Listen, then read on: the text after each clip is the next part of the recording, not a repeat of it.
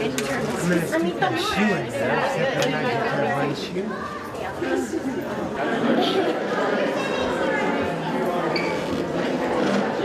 Or you can take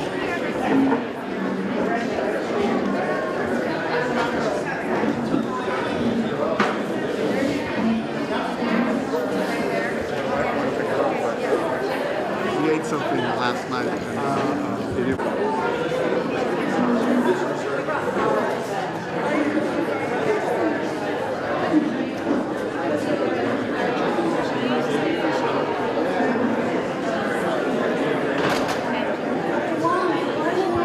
They're all coming, we're giving letters together, and she's getting it. So we'll have her all retrained.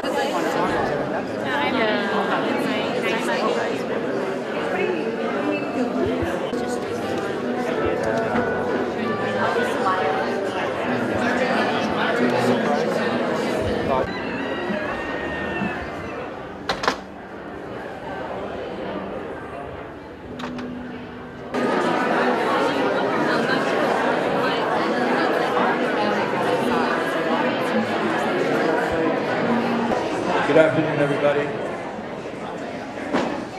For those that do not know me, my name is Alan, Reema's husband. I want to start off by welcoming everybody here and thank you all for coming today as we honor and remember Reema. It means a lot to me and to the rest of Reema's family that you're here today. And it looks like just a great turnout here this afternoon. I know that people came from far and wide to be here today. And I think this is fantastic.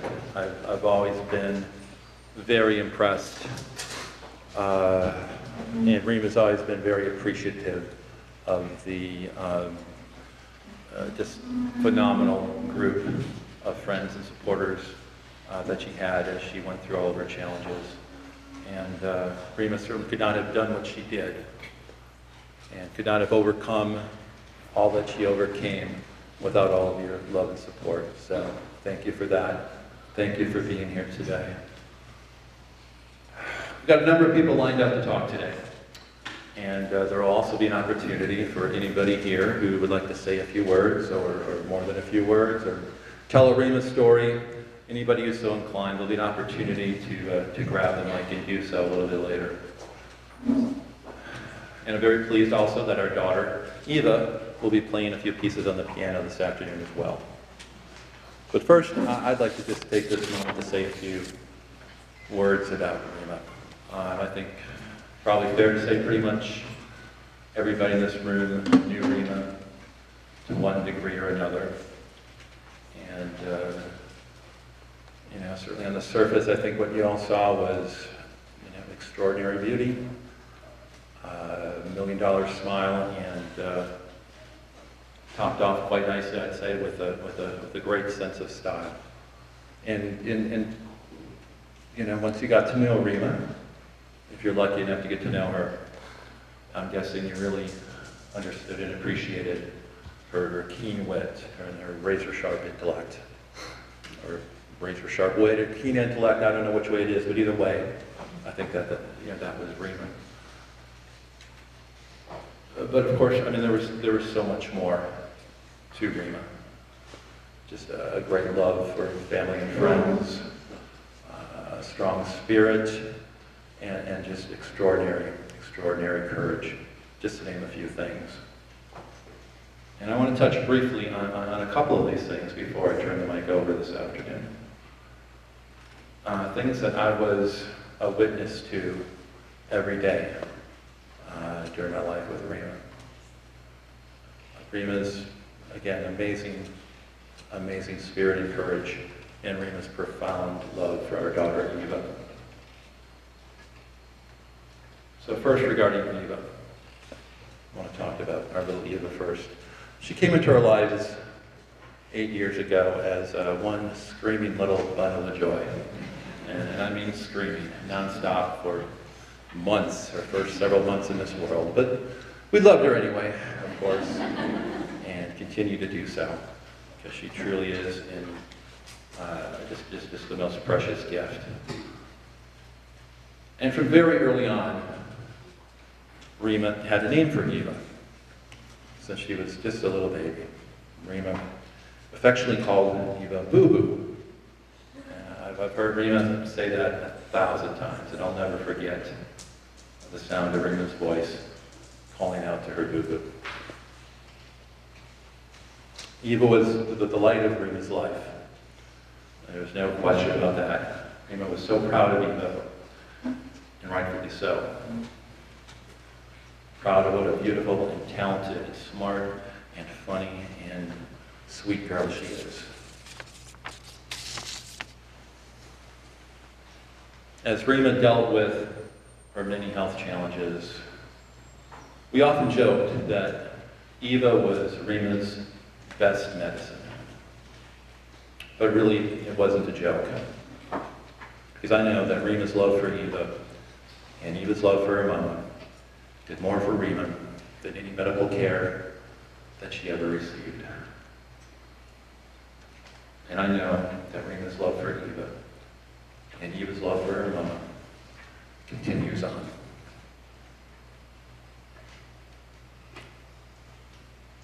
The other aspect of Reema that I want to touch upon briefly here is Reema's spirit and incredible spirit and courage.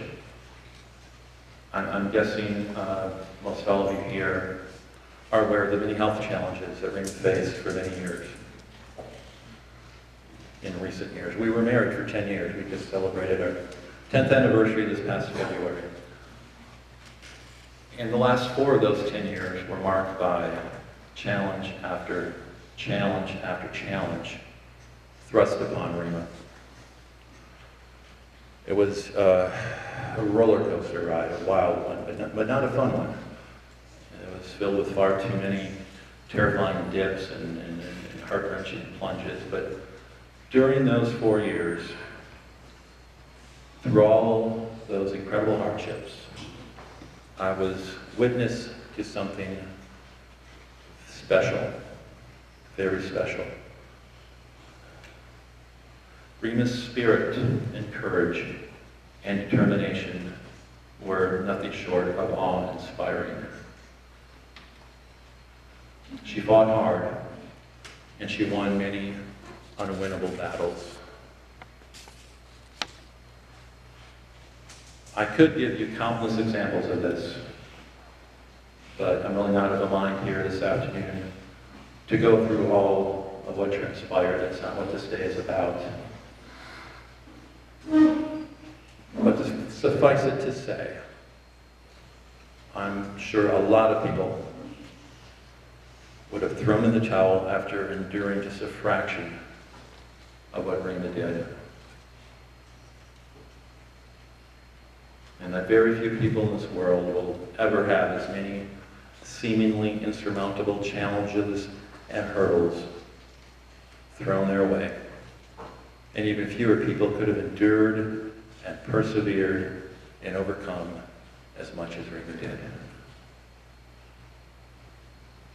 She was very, very special in so many ways, as I'm sure we'll hear about during the course of this afternoon. Thank you, everybody, for coming.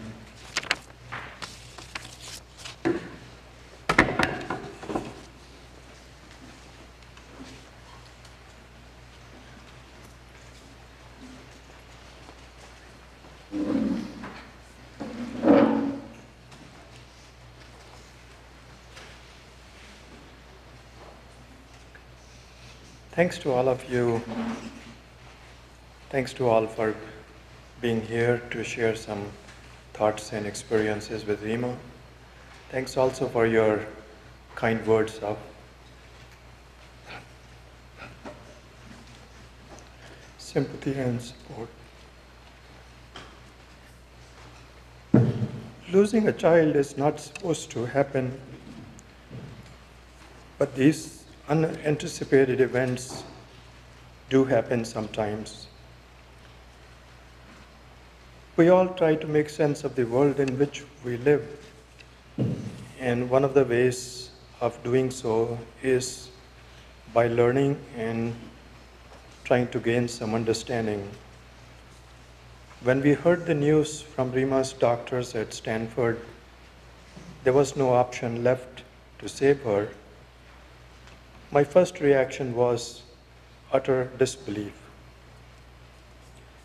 After a few days, when I regained my senses, the scientist in me began asking questions like, what happened?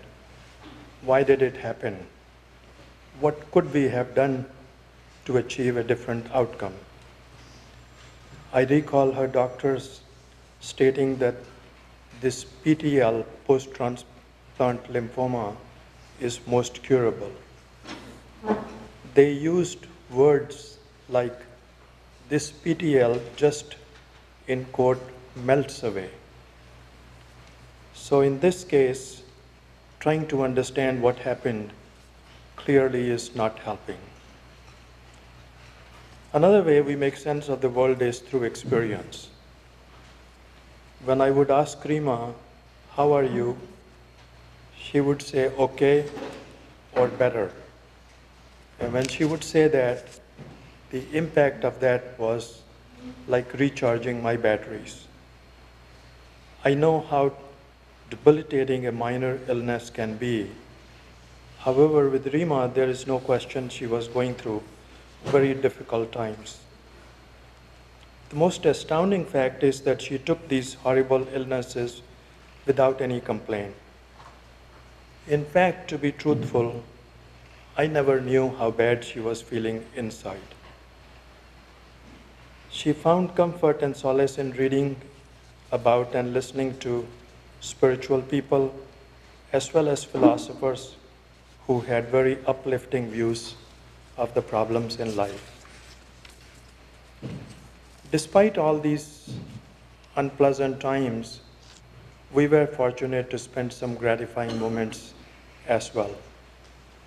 She was optimistic about the future, and her love of travel gave her ideas about places to see and discover. One place she loved most was the islands of Hawaii. I gather she had great time there with Eva and Alan and talked about vacationing there. She was not about to let her illness stand in the way of living life as fully as she could. Reema was also idealistic and had great hopes and dreams for the future, but at the same time she was pragmatic. This pragmatism and awareness of her own mortality helped her to live her life in the moment.